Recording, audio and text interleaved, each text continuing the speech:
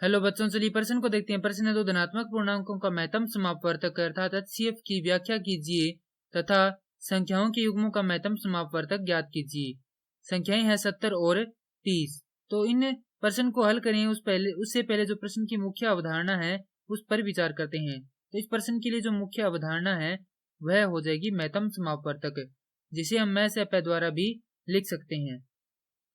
तो मैसेपे होता है वह बड़ी से बड़ी संख्या जो दी गई संख्याओं से या दी गई संख्याओं को समान रूप से विभाजित करे, महत्तम समापवर्तक कहलाता है।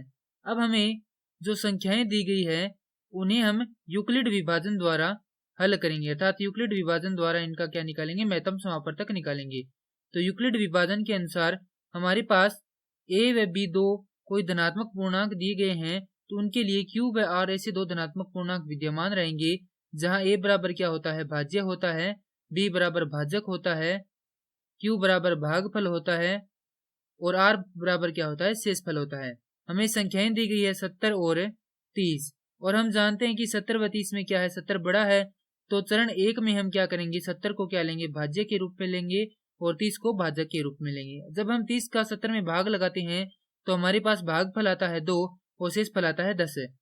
अब हम इन चरणों को, जो द्वितीय चरण है उसमें हम क्या करते हैं, भाजक को भाज्य के रूप में लेते हैं और जो शेषफल है उसको किसके रूप में लेते हैं, भाजक के रूप में लेते हैं। अब 10 का जब हम 30 में भाग लगाते हैं तो हमारे पास भागफल आता है 3 और शेषफल आ जाता है 0। और इन चरणों को हम तब तक दोहराते हैं जब तक कि हमारे पास शेषफल क्या ना आ जाए, 0 ना आ जाए। तो यहाँ पर अब हमारे पास चरण 2 में 0 आ चुका है। तो जिस चरण में हमें शेषफल 0 प्राप्त होता है उस चरण का जो भाजक होता है वह क्या कहलाता है, दी गई संख्याओं का महत्तम समापवर्तक कहलाता है। तो दी गई संख्याएं 70 व 30 का महत्तम समापवर्तक अर्थात मैसेपे हो जाएगा 10। और ये क्या हमारे प्रश्न का उत्तर है। मैं आशा करता हूँ कि यह प्रश्न आपको समझ में आया होगा। धन्यवाद।